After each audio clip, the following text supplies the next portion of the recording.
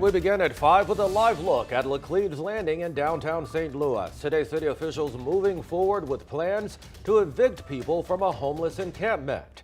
Hours after people were living here inside of their tents, you can now see everything is completely dismantled. Good evening. I'm Brent Solomon. And I'm Kelly Jackson. Thanks for joining us. 5 on your side's Ryan Henson spent the day at Laclede's Landing as the plan moved forward. He shows us what the process was like and what's next. The members of the homeless community along the riverfront at Laclede's Landing are on a familiar journey, looking for a new home. A lot of people hurting before this, and now where are they going to go? Michael, who's college educated, says every person who lived in this community has a different story. He's upset city leaders are making them start a new chapter.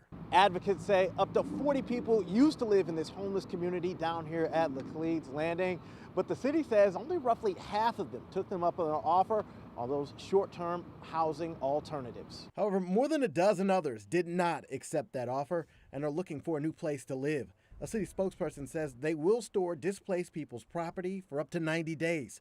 Homeless advocates say the city isn't transparent about the temporary housing facilities, and the wait list for permanent housing is long.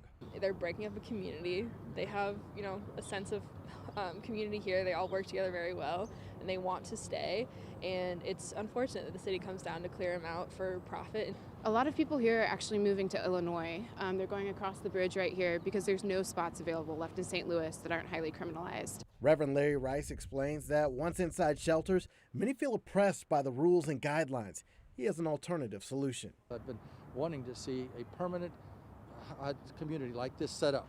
City makes available a couple of acres, totally fence it in, let the homeless develop their own leadership, keep the drug dealers out, keep the trouble out, and let them be able to live in that setting. Michael has another answer. He wants a seat at the table with city leaders to help advocate for homeless communities. We need somebody to stand up and find that face. Ryan Henson, 5 on your side. The American Rescue Plan funded efforts to decommission the encampment on the riverfront. In addition to housing, the city says it will offer drug rehab, behavioral support, and individualized help during the move.